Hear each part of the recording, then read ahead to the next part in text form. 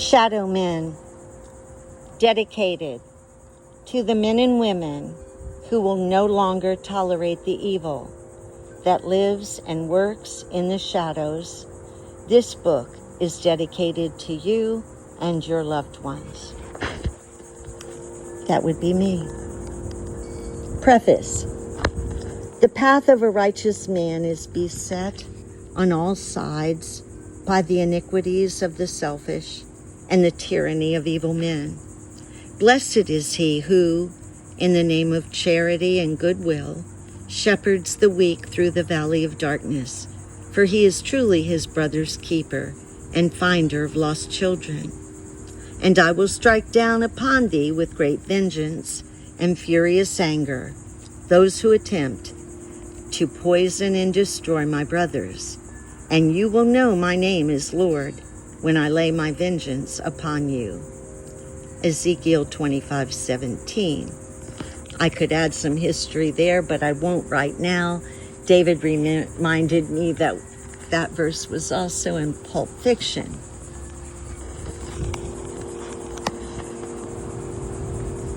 In 1948, George Orwell provided Aldous Huxley a complimentary copy of his new book, 1984.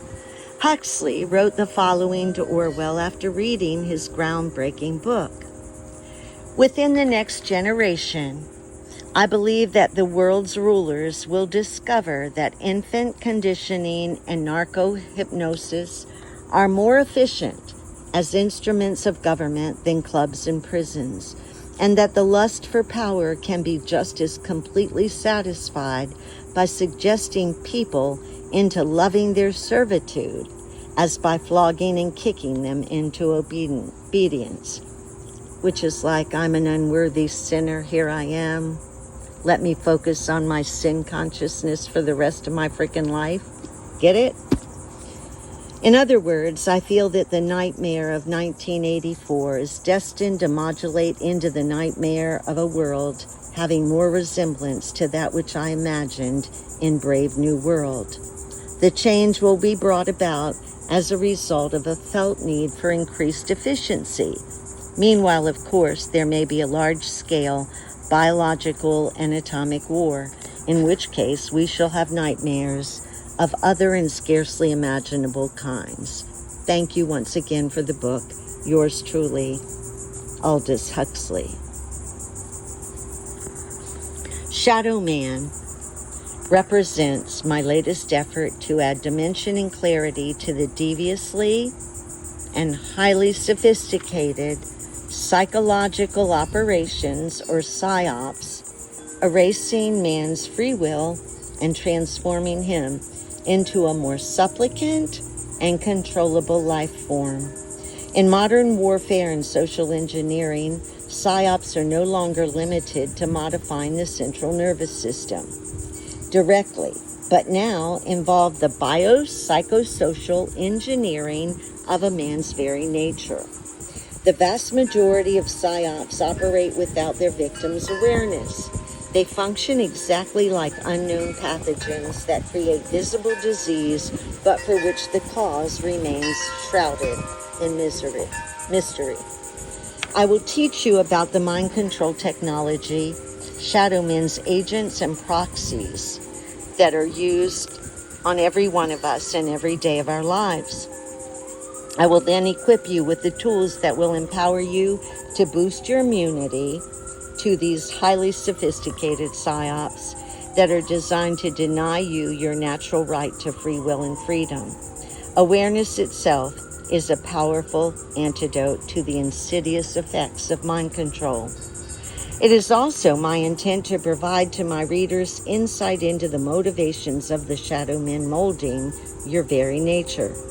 You will come to understand what motivates these men who live and practice their social engineering dark arts in the shadows. In order to accomplish these ambitious goals, I will explore how Shadow Men came into existence and spread throughout the world. I will profile their cognitive, emotional, and behavioral characteristics. For those of you who may have decided to read this book in order to consciously or unconsciously confirm your particular political ideology or religious beliefs, be advised that you will be disappointed. And here's why. You will learn that mind control technology and those who use it as a weapon of mass control are not dedicated members of any particular political ideology or religion, as their station in life is above all that the masses have been led to believe is important, including political and or religious affiliations, ideologies, and national identity. Shadow men rely upon their agents and proxies to carry out their will. These agents of the shadow elite head important institutions, enterprises, and governmental posts. The proxies for shadow men who man their political operations serve in the roles of politician and bureaucrat at all levels of government. The agents of shadow men may work on stage or, like their overseers, live and work in the shadows. Regardless of where their agents fit into shadow men's organizational matrix, they are kindred spirits of their overseers. As a whole, they are obsessed with accumulating more power and are in love with control. Enough is never enough when it comes to shadow men and their agents' insatiable thirst for power. Power's utilitarian value derives from how its exercise controls thoughts, emotions, and behavior. Power also serves as the cudgel by which shadow men can and often do vanquish their intramural competitors and enemies.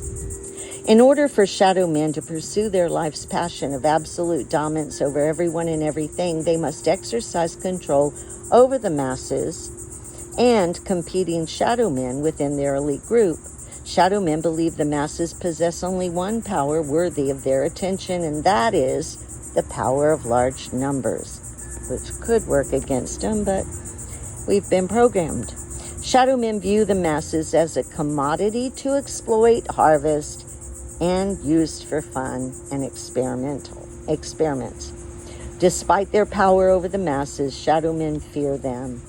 Shadow men's insatiable appetite for power and dominance necessitates that their surrogate institutions tasked with population management retain the secrets services of mind control researchers, experts, and operational agents who design, then employ various mind control strategies and tactics. Shadow men's matrix of power is self-perpetuating because of the following sober realities. 1. Legacy power transfers from one generation to another, with each succeeding generation virtually guaranteed to leverage their great power over others who are either dupes, complicit, or agents. That's when I first started learning everything. I just could not believe the complicity. Consider that only a very few among the masses will ever develop a meaningful understanding of shadow men.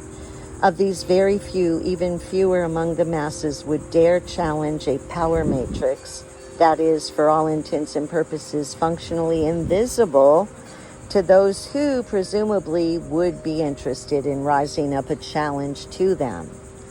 If a member of the masses poses a viable threat to shadow men, then that very rare person may be seduced, if not ignored, by agents of shadow men and encouraged to join a branch of their matrix of power. Sex, power, wealth, and possessing a pseudo-elite identity can be very seductive to a person who would otherwise be a champion for the masses, that have nothing to offer the potential savior. Not only do masses have little or nothing to give back, but saviors invariably have to deal with the masses' denial and psychological resistance to efforts to help them. Nothing is more true than that last statement, and it's about put me under. The seduction of viable threats to shadow men is well-practiced art among the agents of shadow men when ignoring the threat is unsuccessful. In the very rare instance that a viable threat successfully runs the gauntlet, that person's threat is terminated, never to be revealed as anything other than an unfortunate accident, a regretful loss to disease, or a victim of random violence. If history is any guide, when brave champions of the masses are terminated, the masses cower in fear, use denial, rationalization, and soon put the entire matter out of their limited awareness. Just like the Bible, although it's deceitful, the people did not stand up for him, did they? That's how things are, and I know that to be true. I've never been so alone in my life or never tried to help people so much in my life. Consider also that no matter how talented or courageous the person who would rise up against the shadow man, who is this brave person going to persuade to join him in what will be understood by another rare knowing person to be a suicide mission?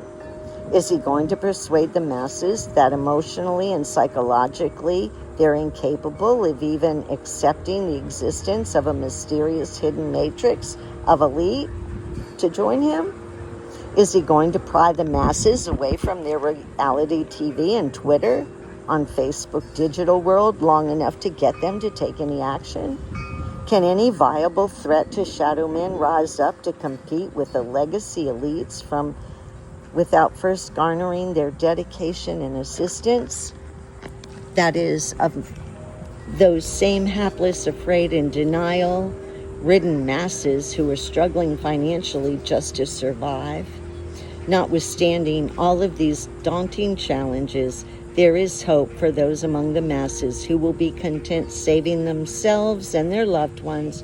But first, you must come to understand why the Matrix operates as it does and how it's been so successful if you're willing to engage the fight. Hang in there.